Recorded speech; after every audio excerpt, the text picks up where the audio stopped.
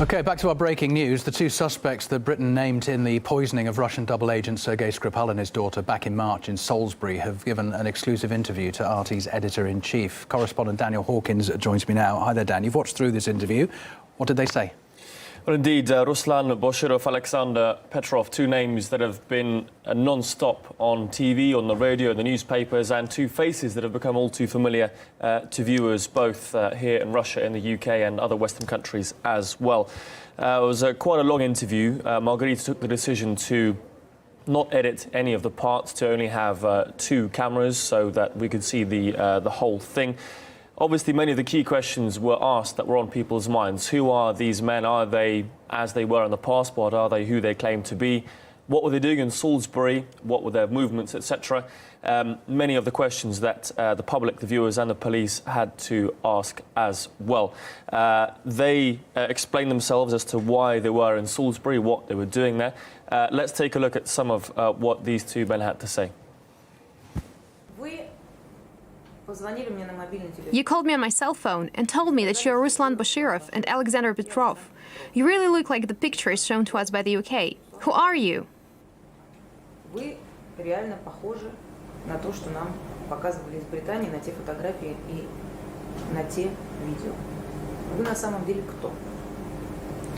are those who were shown to you in the pictures, Ruslan Boshirov and Alexander Petrov. Are those your real names? Yes, they are our real names. Even now when you're talking about it, to tell the truth, you look very nervous. What would you look like? When your life is turned upside down in a moment, in just one day, and changed our lives. On the CCTV footage from London, you walk on those now famous coats and sneakers in Salisbury. Are these people you? Yeah, that's us. What were you doing there? Our friends had been suggesting for a long time that we visit this wonderful town. Salisbury? A wonderful town? Yes.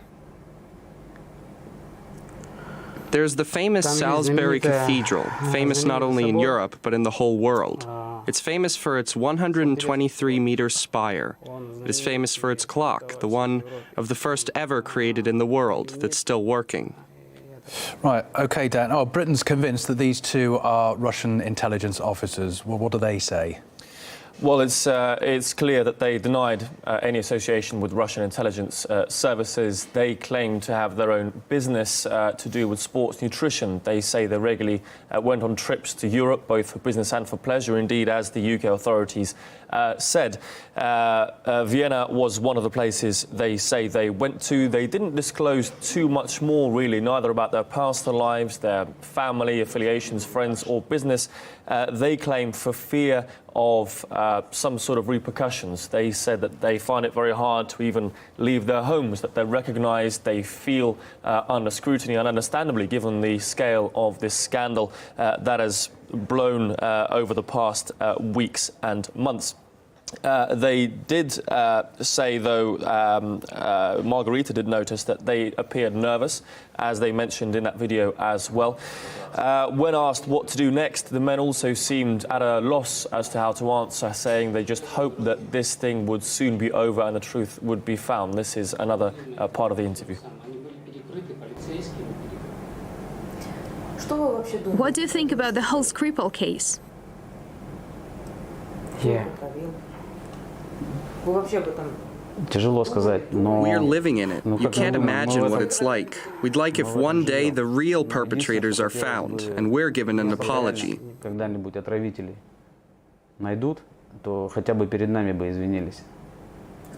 who? The perpetrators? By UK authorities. I'm lost. I don't know what day it is. We can't go outside. We can't go to the petrol station. You can't imagine what our lives turned into.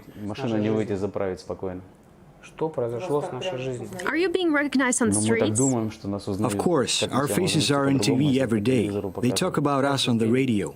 Every time we turn on the TV, we see our faces. We hear our names. Boshirov, Petrov.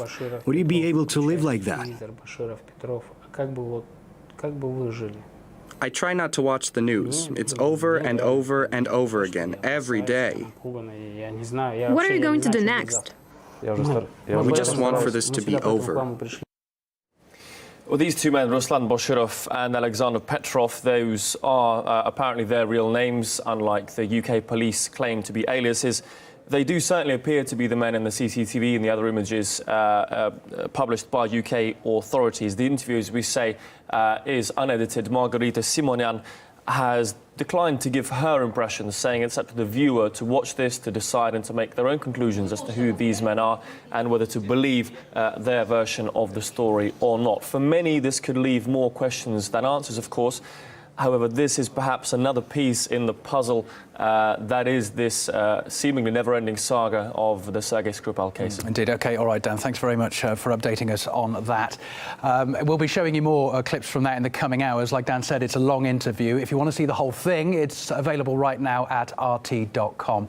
That's it for this bulletin. Kevin Owens here to update you on that and our other developing stories in half an hour.